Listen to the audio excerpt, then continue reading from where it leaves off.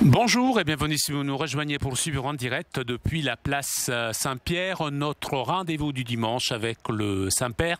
Saint-Père qui a célébré ce matin une messe qui peut-être vous avez suivi, un direct du Vatican, messe en cette journée de présentation de Jésus au Temple.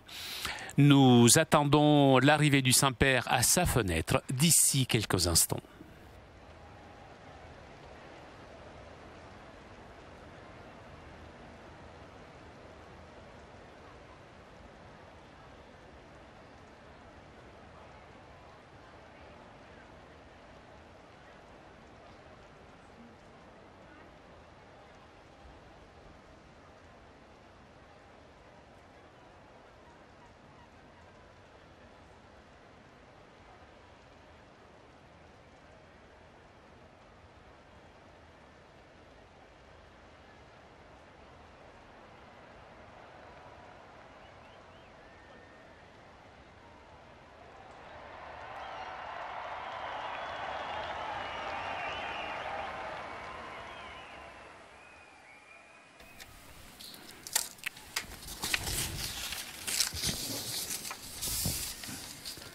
Cari fratelli e sorelle, buongiorno.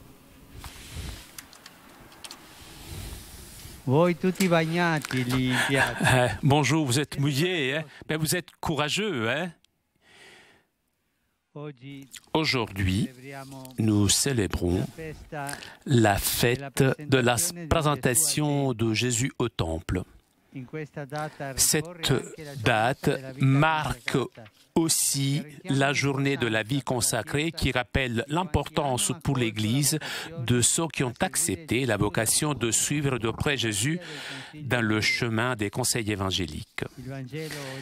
L'Évangile d'aujourd'hui dit que 40 jours après la naissance de Jésus, Marie et Joseph ont apporté l'enfant au temple pour le consacrer et l'offrir à Dieu comme prévu par la loi juive.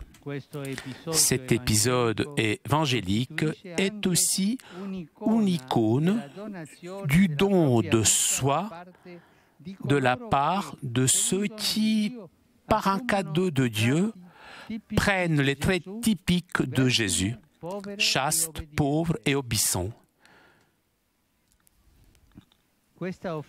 Cette offre de soi-même à Dieu concerne chaque chrétien, puisque nous tous nous sommes consacrés à lui par le baptême.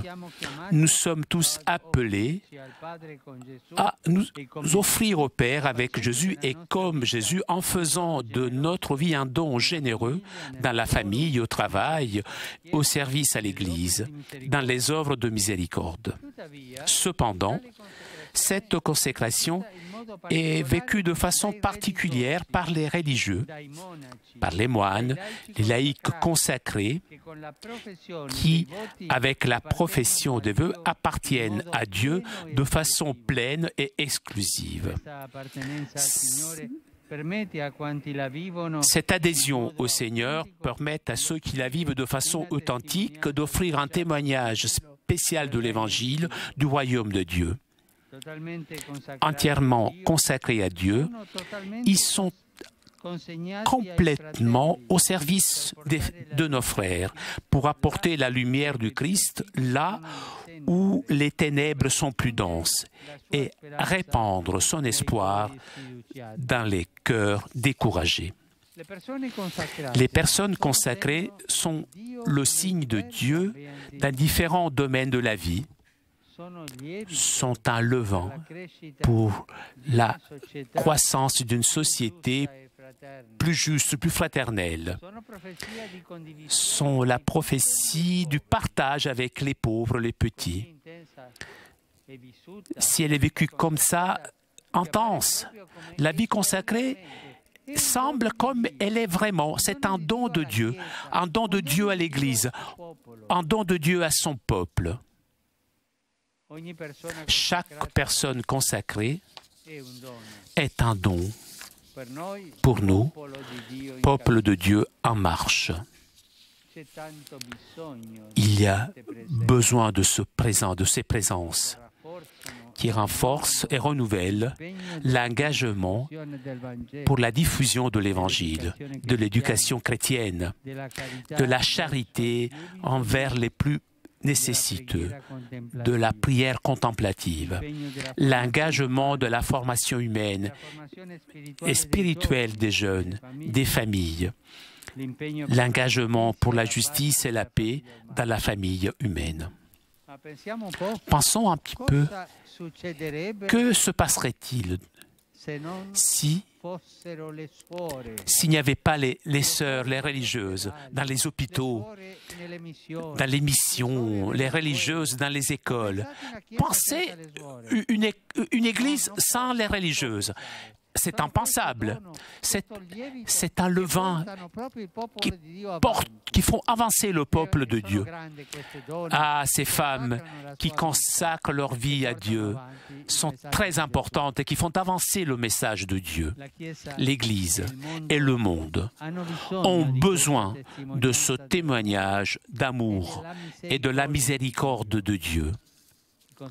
Les consacrés, les religieux, les religieuses sont un témoignage que Dieu est bon, que Dieu est miséricordieux. Donc, il est nécessaire de mettre en valeur avec gratitude les expériences de vie consacrées et d'approfondir la connaissance des différents charismes et spiritualités. Il faut prier afin que beaucoup de jeunes répondent « oui » au Seigneur qui les appelle à se consacrer totalement à lui pour un service désintéressé aux frères. Consacrer donc la vie pour être au service de Dieu et de nos frères. Pour toutes ces raisons, comme cela a été déjà annoncé, l'année prochaine sera dédiée tout particulièrement à la vie consacrée. Confions dès maintenant cette initiative à l'intercession de la Vierge Marie et de Saint Joseph, qui, en tant que parents de Jésus, ont été les premiers à être consacrés par lui et à consacrer leur vie à lui. Angelus Domini, nunciavit Mariae. E concepit de Spiritu Sancto.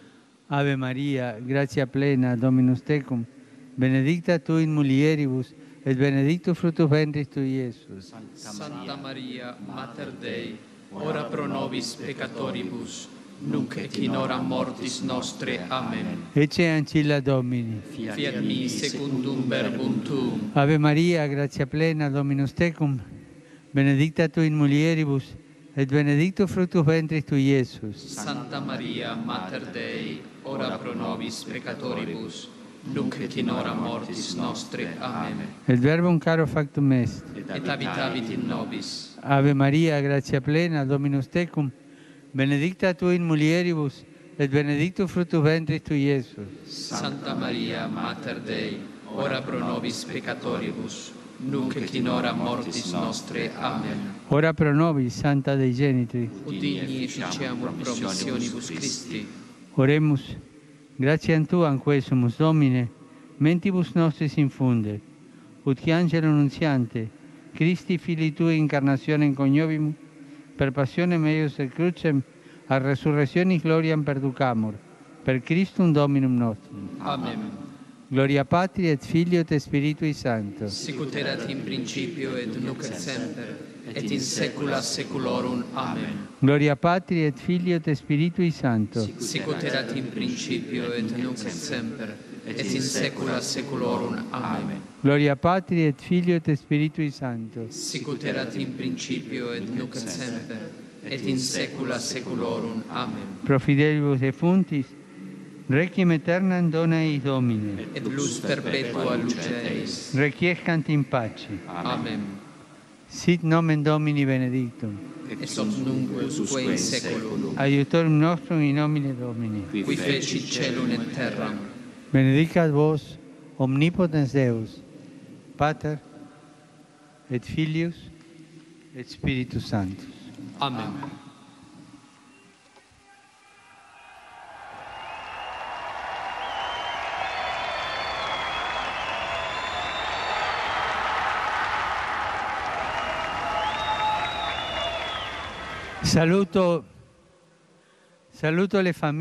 Je salue les familles, les paroisses, les associations et tous les pèlerins venus de Rome, de l'Italie et du monde entier. Tout particulièrement, je salue les étudiants espagnols de Villafranca de los Barros de Safra,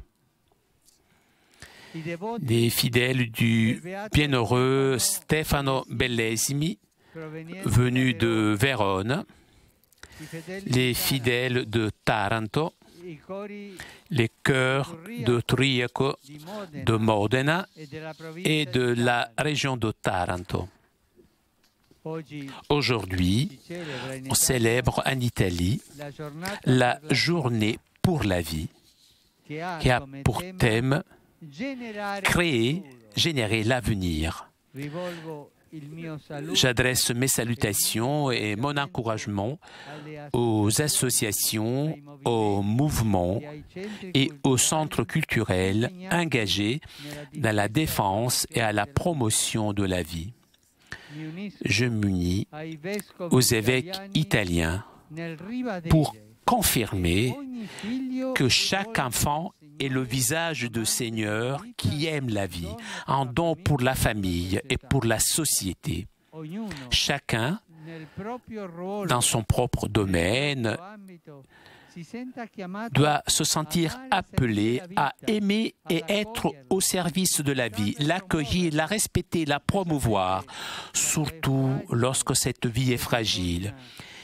Et elle a besoin d'attention, de soins, depuis le ventre maternel jusqu'à sa fin naturelle sur cette terre. Je salue le cardinal vicaire et tous ceux qui sont engagés dans le diocèse de Rome pour l'animation de la journée pour la vie. Je remercie et je salue les professeurs universitaires qui, à cette occasion, ont organisé des rencontres sur les problèmes liés à la nativité. Merci beaucoup.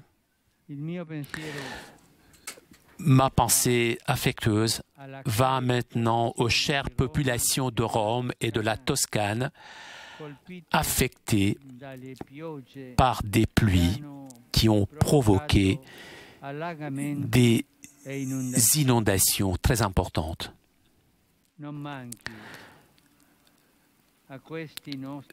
Je vous invite à être solidaires de nos frères qui sont dans l'épreuve. Une solidarité concrète, notre prière. Chers frères et sœurs, je suis proche de vous. Je souhaite à vous tous un bon dimanche et un bon pranzo, bon appétit. Arrivederci. Chers amis, nous arrivons à la conclusion de notre liaison avec Rome. Un grand merci à Raphaël qui était aujourd'hui à la technique. Merci à CTV pour ces images. Prochain rendez-vous avec le Saint-Père mercredi prochain pour l'audience générale autour de 10h. En attendant, je vous souhaite moi aussi un bon dimanche et à très bientôt sur KTO.